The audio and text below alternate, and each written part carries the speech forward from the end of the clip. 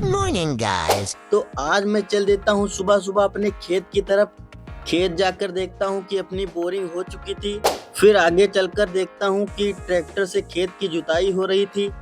खेत जोतकर हम लोग घर की ओर चल देते हैं खाद लेने के लिए। घर पहुंचकर कल्टीवेटर पर खाद लोड करते हैं।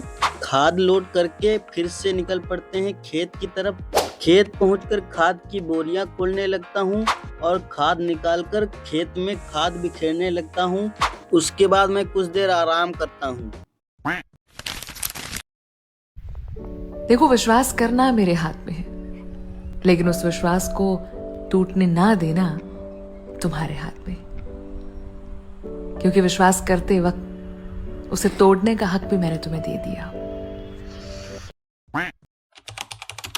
Good morning guys. आज मैं बिना चाय नाश्ता किए चल देता हूँ खेत जोतने के लिए। तो सबसे पहले अपना कल्टीवेटर को ट्रैक्टर में फिट करते हैं और ट्रैक्टर पर बैठकर ट्रैक्टर को स्टार्ट करते हैं। कल्टीवेटर को ऊपर करके खेत की ओर निकल पड़ता हूँ। तभी याद आता है कि चैन लानी है, तो फटाफट से चैन उठाता हूँ और चल देता हूँ खेत की तरफ। कुछ घंटे खेत जोतने के बाद मैं कुछ देर आराम करता हूँ।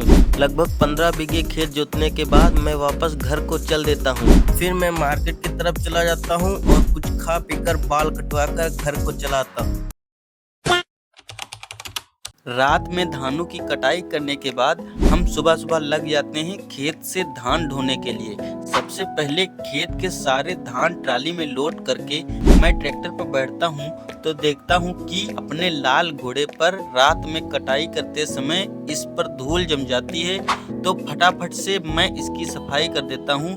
फिर तुरंत ही लाल घोड़े को स्टार्ट करता हूँ और घर की ओर निकल पड़ता हूँ। रास्तों में बहुत सी मुसीबतों का सामना करने के बाद फाइनली हम घर पर पहुंच जाते हैं। घर पहुंचकर ट्राली से सारे धानों को बोरियों में भरकर घर में लगा देते हैं।